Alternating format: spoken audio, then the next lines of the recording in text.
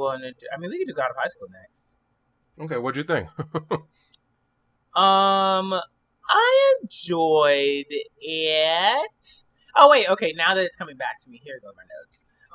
I actually enjoyed the character development, and I'm actually surprised that they're like going into the backgrounds of damn near every new character that's popping up. I like to see the conflict in the background between like the commissioners and Knox and how they're like building upon that. Um, Now I know that like the commissioners or whatever don't want God or they want to kill God, and Knox wants to bring God back. So I'm just like, so who is God? Or are there multiple gods and Knox is just focused on one? Because Charyuk is the thing that's borrowing power from the gods. And then also speaking of Charyuk, it's like, okay, when are Mari and Dewi gonna get their shit? Because they're clearly gonna get it eventually. Like, duh. But when are they gonna get it? Are they gonna have to eat the fruit again? Are they gonna train into it? Yeah, it was. I mean, it wasn't bad. It was just an interesting episode. It expanded upon some things. I really enjoyed the background story for Homeboy. Park Il Pyo. Yeah, Il Pyo. Really enjoyed that. It was cute, and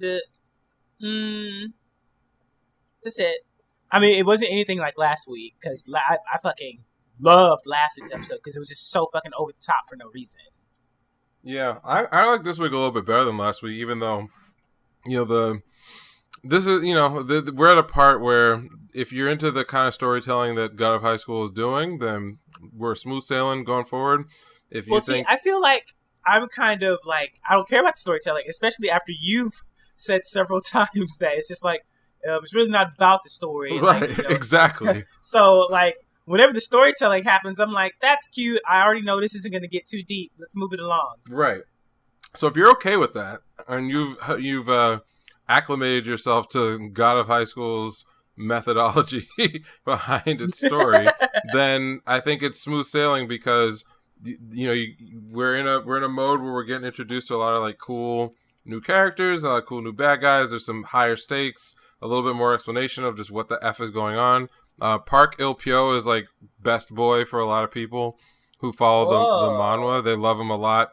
He gets a lot of attention. He gets a lot of detail. I think the Taekyon, like the way they animate it, actually looks really cool. Okay, yeah, that was really cool. That was cool. I like how that was animated too. And as like a Taekwondo practitioner, but out of practice, like I appreciate like the attention to like really old, kind of like not cool fighting styles, because like it's just like I don't know, people might get mad at me, but it's like it's very passe. It's kind of like karate. Like like you have this iconic national fighting style in Taekwondo, and then Taekwondo is like, okay, here's a bunch of like fist techniques, and oh yeah, we can do a little bit of kicking too. It's like, all right, cool. But they do a lot with it in the series, and I think the progression of Park Il Pyo's character is, especially in the early bits, actually pretty cool, because it's one of the few times that you start to like get a feel for what Mori's background was. The weird thing is the show doesn't really do a good job until like this episode of being like, our main character actually kind of does have a tragic backstory, and he he actually does care about his grandfather for a reason. It's not just like some random shit. It feels like the kind of thing you probably should have gotten in episode 1, but like, it is what it is. We got it now, so now we know. I feel like they probably wanted to grab as many people as possible with episode 1, and so maybe that's why it was what it was. Right. I mean, I think the way they chose to do the first episode is still better than like how the original manhwa were set up, because there wasn't really even any like exposition. It all kind of came at once a little bit later. So the individual character stuff they were doing in the first couple episodes just to get you invested in what was going on was, I still think, perfectly acceptable.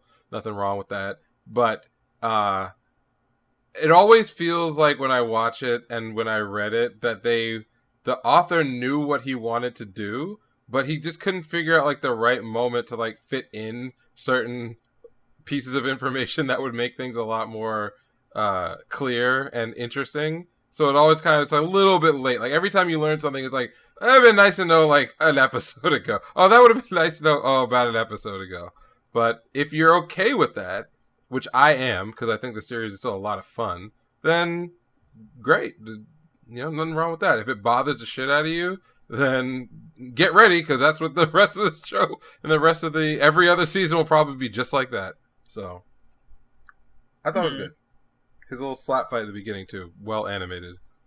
Yes. Okay.